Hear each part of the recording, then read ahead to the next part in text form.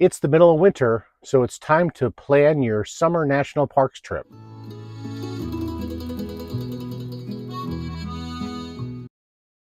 Hey, Guy here. Welcome back to Amore Van. It's January, but now is the time that you have to be thinking about planning your trip to the national parks if you're going this summer season. Now, you might ask yourself, hey, Guy, Roseanne, you guys are retired. Why not visit the national parks in the off season or the shoulder season when it's less crowded? And that's a great plan for some of the national parks. But for others, you really do want to visit in season. So, for example, if you want to go to Glacier National Park, you want to go when Going to the Sun Road is open. That means going in season. If you're going to Yellowstone, I don't know about you, but we don't want to be there when it's freezing cold. We want to be there when it's warm. So that involves going in season. Same thing to places like Olympic National Park and Mount Rainier National Park in Washington. If you don't go in the summer, you're going when it's cold. And so there are some places that you're just going to want to visit in season. And if you're going to visit those popular national parks in season, you need to do some planning because those campgrounds book up to 6 months in advance and they do fill up very close to that 6 month deadline. In fact, sometimes they fill up the very morning of that 6 month window. So in this video, I'm going to talk about a few things. I'm going to talk about how to go about getting those reservations up to 6 months in advance. I'm going to talk about what to do if you try to get the reservation and you get shut out. You find that the campground is completely sold out. And then I'm going to talk about a plan, plan B, what to do if you wind up not having a campsite inside the national park. Now, why inside the national park? That's our strong preference, and that's because we like to take advantage of things like the ranger programs, both during the day and at the campgrounds at night. We enjoy those. We like being closer to the trailheads, and so there's a lot of good reasons to want to camp inside the park, and that's why I'm going to talk about planning for that. Now, you probably already know that most national park campgrounds are reserved through Recreation.gov.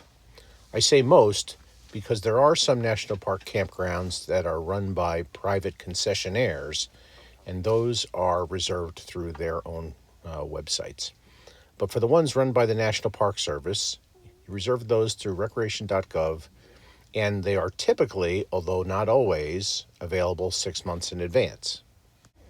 What you may not know, however, is that when doing your initial planning for a national park campground, it's best to use the desktop version of Recreation.gov rather than the phone or tablet apps. Let me explain why. While the mobile apps are excellent for managing existing reservations, they lack some of the functionality of the desktop site when it comes to your initial research and booking. For example, here on the app, I have searched for the Slough Creek Campground in Yellowstone National Park. And then I've gone to the Details tab in order to check out the booking window. Arriving at the booking window page, I'm confronted with some information that's both a little confusing and a little incomplete. You can see here on the booking window page, it's telling me that individual sites at this campground operate on a 6-month rolling basis. But then it's also saying the sites can be booked 14 days in advance. So, which is it? Well, if instead of the mobile apps, I go to the desktop site and I go to the same booking window information for Slough Creek, here the information is more detailed and more complete. It tells me that individual sites at this campground operate on a 6-month rolling basis, but then it says the campground also makes campsites available on a short-term release and invites me to click for more details. If I then click for more details, it tells me two things. It tells me that there are campsites available to reserve 2 weeks in advance, and it shows me exactly which 5 campsites those are. This is valuable information that I was not given using the mobile apps. Now I know that if I'm initially shut out in my efforts to get a reservation, I can come back 2 weeks before my arrival and I might be able to snag one of these 5 sites. But there's also a second reason to use the desktop site rather than the mobile apps, and that has to do with the way information is shown on the calendars that result when you put in a search for specific dates. So let's look at an example. I did this demo search on January 15th, searching for availability at Slough Creek 6 months later for July 15th. This is the calendar that resulted. It shows nothing but the NR code, which stands for not released, beginning all the way back on June 15th and for all of July. But that can't be. I know that Slough Creek operates on a 6-month basis. And so, how can those sites in the latter part of June and the early part of July be showing up as not released? The reason is that what's really going on here is that they're showing up as not released beginning on June 15th because of those 5 sites that are not released until 2 weeks in advance. So it's not telling me anything about the availability of the sites, all the other sites that have been released. The reality is that those sites aren't showing up here because they've already been booked. But the mobile app is doing a poor job of showing me that and also showing me what's available when in the future. So let's look at the desktop site instead. Performing the same search on January 15th, looking for availability beginning on July 15th, I am now presented with this more detailed calendar, only a portion of which you're seeing here.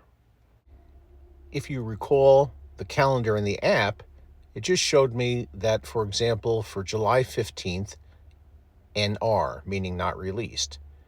This more detailed calendar shows that only one site is not released.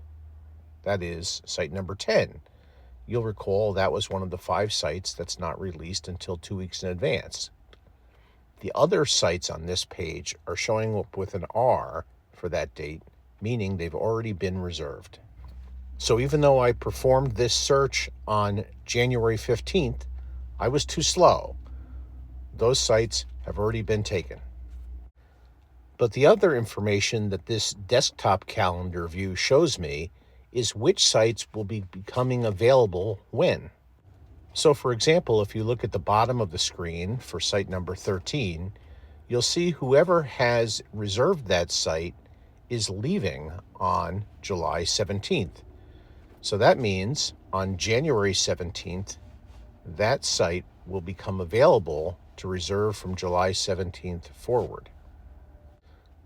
Similarly, whoever has booked site number 9 is planning to leave on July 19th. So I know if I come back on January 19th, I can take a shot at reserving that site for July 19th forward. Knowing which sites are becoming available on which dates allows you to better plot your strategy for making your reservation. So for all these reasons, do your initial planning and reservations on the desktop version of Recreation.gov rather than using the mobile apps.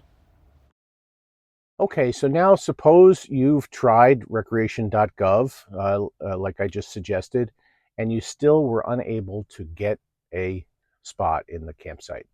Um, so the next thing I'd like you to think about is using RV. That's ARVIE. That is a service that will look for cancellations every 2 minutes, 24 hours a day, 365 days a year. And when the cancellation is found, it will book it for you. Now, I've done a whole video on RV, and I'll put a link to that video in the description of this video. And I'm also going to put a link in this video to a discount code that you can use that will get you 10% off. But we love RV, and let me show you a little bit about that. The way RV works is that you put in a search for where you want to go and when you want to go there. The first thing RV is going to do is search and see if there is immediate availability. And if there is, it'll give you the opportunity to book it. Now, most likely, you're using RV because you've already gone to Recreation.gov and you did not have success. And so you're putting in a search for cancellations. So once RV tells you that the campground you're searching is fully booked for the dates that you want, it'll give you an opportunity to convert your search into an ongoing sold out search. Once you do this, RV will begin searching for that site every 2 minutes round the clock. So once again, using the Slough Creek campground at Yellowstone as an example, last summer we really wanted to stay there, but it was fully booked. And so I put a search into RV, and then sure enough, about a week before we were scheduled to arrive at Yellowstone, that search was successful, and I got this happy notice telling me that we had a site at Slough Creek. Once again, please look in the descriptions for the video that you're watching, and you'll see two links. One to the lengthy discussion of RV that I had with its founder, and two, a link to sign up for RV. If you use that link, you'll receive a 10% discount.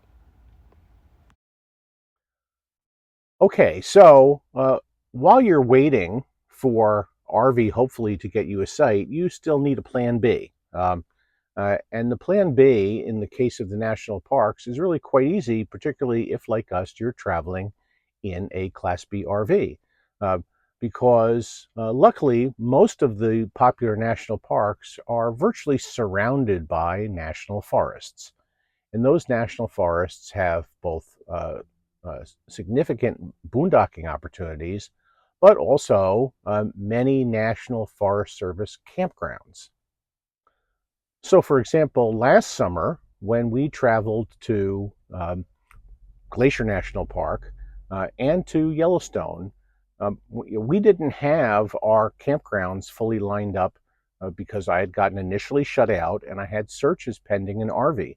But one of the things about RV is a lot of times people will cancel their campsite at the last minute, which means uh, it's going to pop up on your successful search more or less at the last minute.